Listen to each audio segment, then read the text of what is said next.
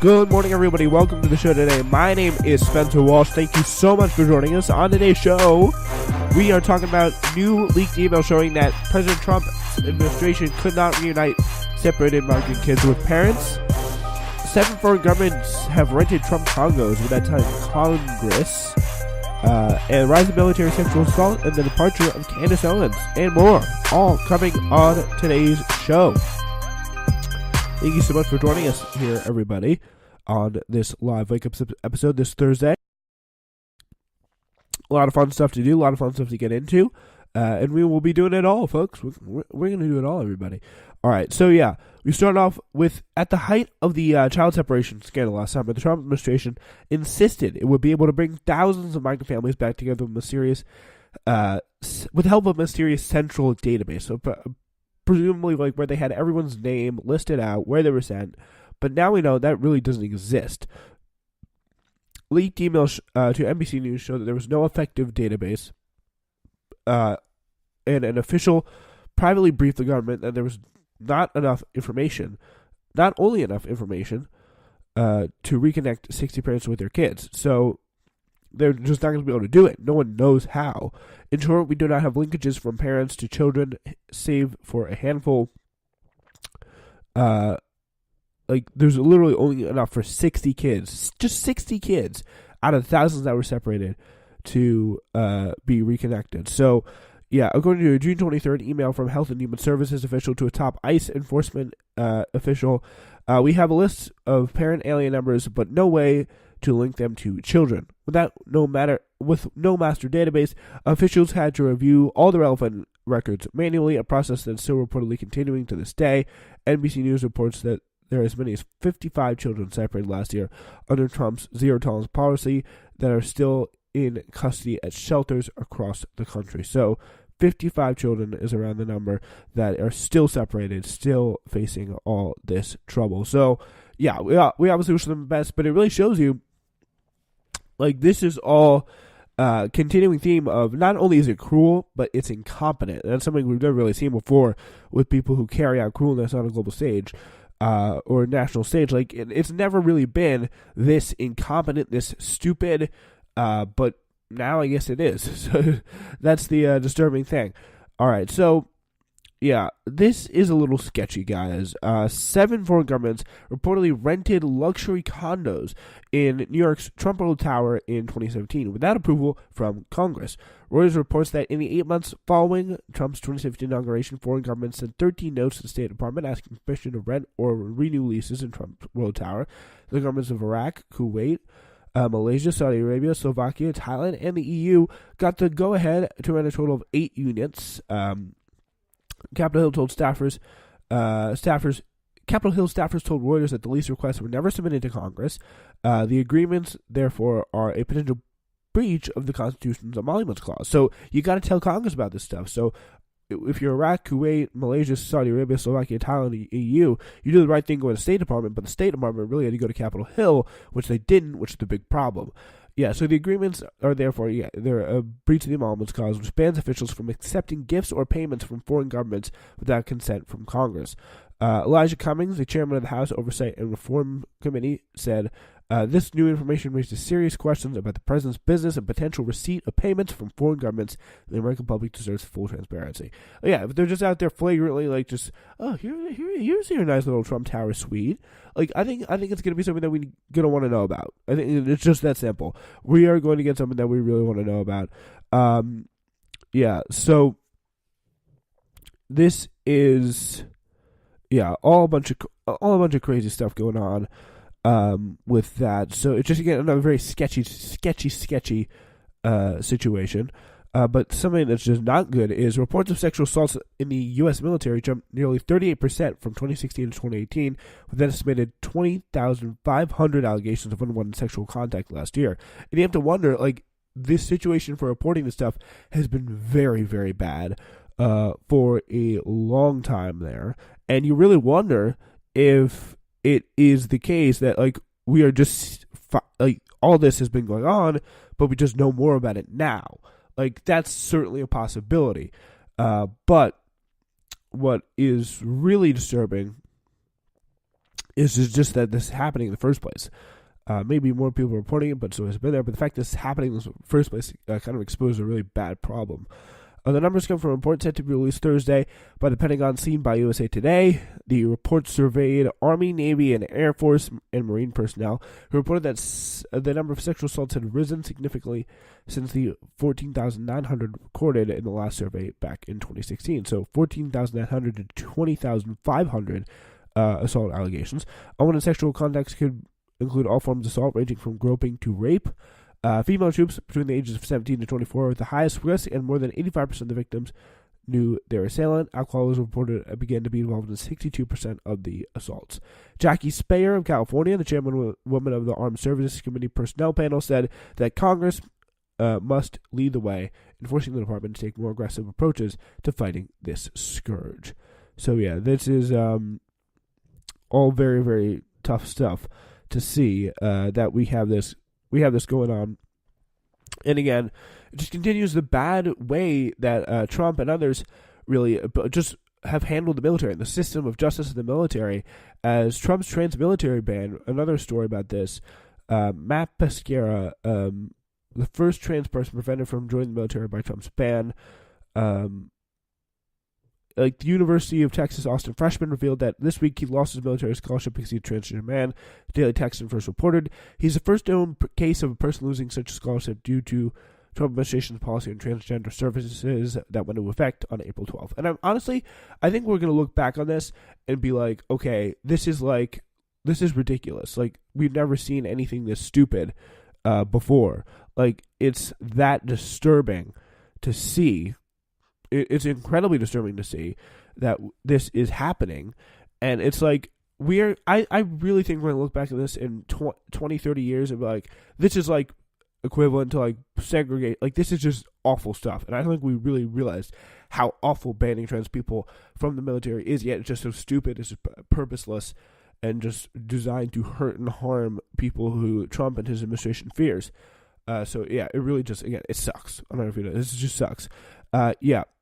According to Hillary Clinton, Attorney General William Barr has sent America on the road to tyranny by arguing the president can fire any prosecutor investigating him if he thinks the accusations are false, Hillary Clinton says.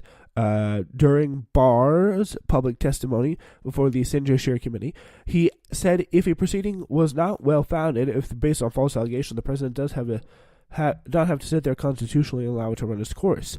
But yeah, we don't know that yet. If it was done on false, if it was done on false pretenses, it obviously has to be an investigation. If it's done on criminal pretenses, it's a big deal. But the thing is, this wasn't, and this should not be touched. It should not be a kind of, it shouldn't be a very big deal, at least in my opinion. All right, so yeah, so the president could terminate the proceeding, and it would not be corrupt intent because he was being falsely accused. Donald Trump's 2016 rival was interviewed by MSNBC's Rachel Maddow on Wednesday evening and expressed outrage at Barr's statement.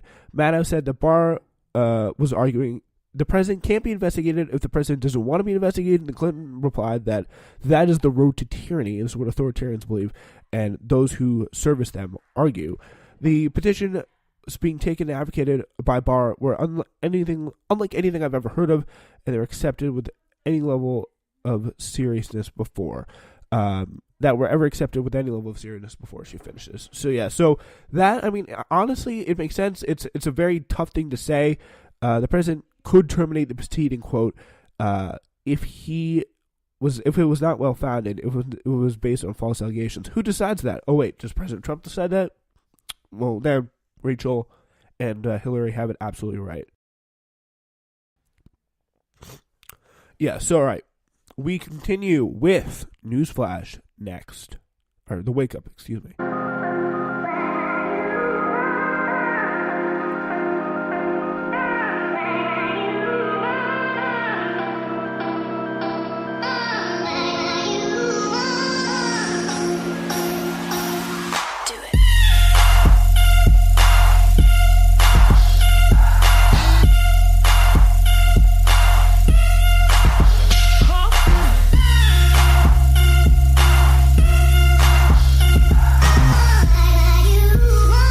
Good morning, everybody. You're listening to the Wake Up live here on the Spencer Walsh Radio Network this Thursday morning. Hoping you're getting informed, starting off your day right.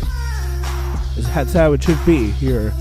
It's what we strive to do for you every morning on the show. All right, so let's get right back into it. And we are talking first and foremost about right now. We're talking about Cardi B, everybody. We're making things a little bit funnier. And Cardi B dropped a few choice words in a nearly nude iPhone video posted on her Instagram account during the 2019 Billboard Music Awards. E-News reports the video is apparently in response to a reportedly explicit photo circulating online that was rumored to be a pic of Cardi B, saying, this is a lot of curse words here. Mother effers going through this effing picture. Now you're photoshopping it even more like Cardi vagina. Cardi vagina. The artist yelled at the camera. Her leg hiked up on a coffee table. First of all, that ain't my vagina. It's right here. That's where I birthed my daughter from. That's right. You know the part that goes like, when I go like, that's just my ass.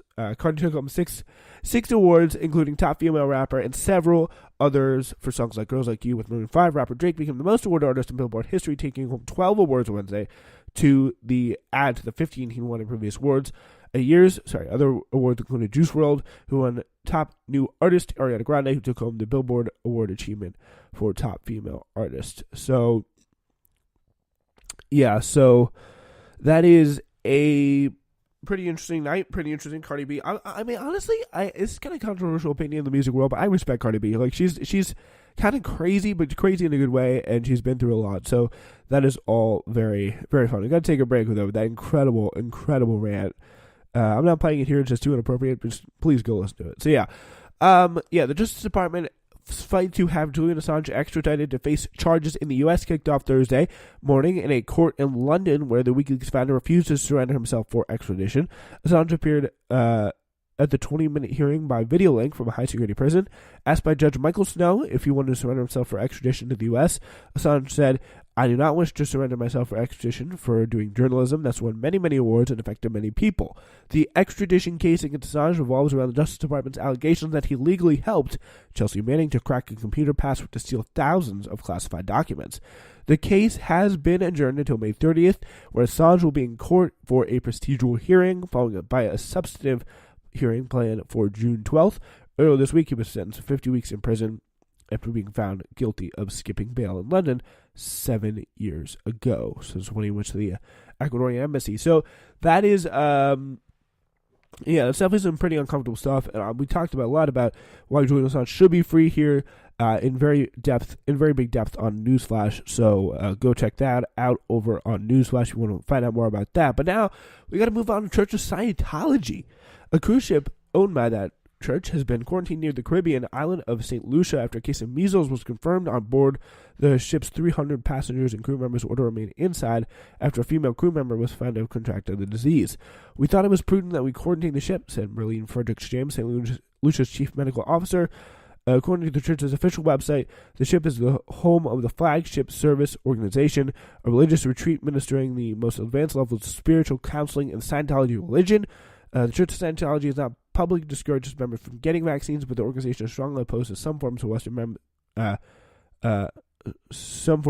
medicine, such as psychiatry. There have been 704 measles cases so far, of course, in the U.S., the most in 25 years, with the number surging 43% in just 2 weeks last month. It's going crazy. The increase attributed to the anti-vaccination movement, which promotes inaccuracies about vaccines. So, get your kids vaccinated. Anyone who was listening out there on the fence, if I could reach anyone who is insane, please get your kids vaccinated. Thank you. Or just get yourself vaccinated. Just get vaccinated. Just see a person in the street, say, "I'm not vaccinated," and say, grab them and be like, "Please get vaccinated." All right. Facebook may be forced to create an independent privacy oversight team as part of its settlement with the FTC, Federal Trade Commission. A source familiar with the negotiations told Politico. That would mean the company would have to hire a federally approved privacy official, as well as facing a record fine of as much as $5 billion. The FTC